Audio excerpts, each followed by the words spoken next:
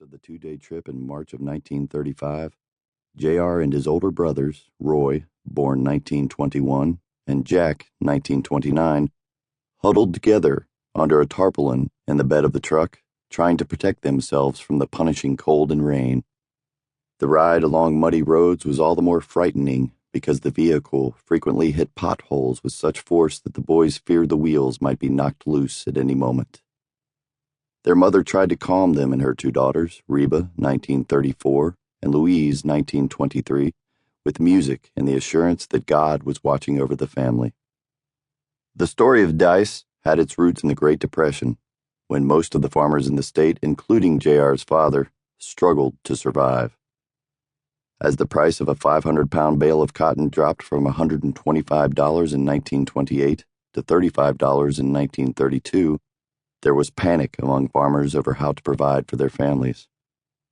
President Roosevelt, according to the popular version of a complicated bureaucratic backstory, came to the rescue with a plan to give distraught workers the chance of a more secure future. Through the Federal Emergency Relief Administration, funds were allocated to build small cooperative communities around the country to provide some deserving farmers with homes, 20 acres of land, and a small annual stipend for food and clothing.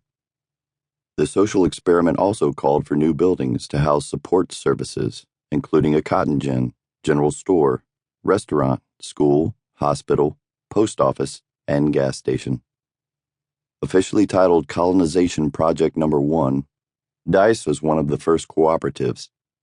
In May 1934, more than 1,300 workers taken from Arkansas's welfare rolls had started building houses and roads on a 16,000-acre spread of land. At the same time, the government began taking applications for DICE farmers. Only Caucasians were eligible. This wasn't welfare, the applicants were told. The town's new arrivals had to work the land and then use money from the crops, chiefly cotton, to repay the government the cost of the housing, the property, and the stipend before they could receive the deed to the property. When Ray Cash heard about the DICE project on the radio, he decided in an instant to apply. Thousands of destitute men lined up at government offices throughout the state to apply for only 500 homesteads. Ray Cash wasn't intimidated. He presented himself as just the kind of hard-working, industrious family man and fiercely patriotic American that he felt the government administrators were seeking. His paternal roots in North America dated back to 1667, when one of his ancestors, William Cash, came across the Atlantic from Scotland on the ship Good Intent and settled in Essex County, Massachusetts. William's descendants then migrated to Virginia in the early 1700s and on to Georgia, where Ray Cash's grandfather, Reuben Cash, was born. After Reuben's plantation was destroyed by General William T. Sherman's troops during the Civil War, the former Confederate soldier moved west to Arkansas in 1866. Ray's father, William Henry Cash, was 6. He grew up to be a farmer and a Baptist preacher, a circuit rider who served 4 widely separated counties. Ray, one of 12 children, was born in 1897.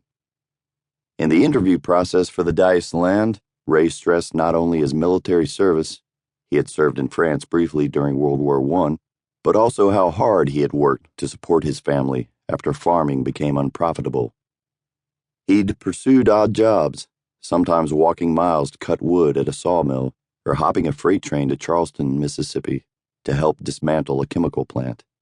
Still, there were no guarantees that he would be chosen, and he was desperate to secure some kind of permanent work. After finishing the rigorous interview, he suffered a week of sleepless nights before getting the good news. Ray Cash was one of just 5 applicants from all of Cleveland County to be accepted for the program. Following the grueling truck ride from Kingsland, the Cashes arrived at their new home in DICE, carried in the colony records as house number 226 on Road 3. Years later, photos of early DICE houses make the residences look primitive and bare-boned, bringing to mind Walker Evans' stark photos of American poverty during the Great Depression.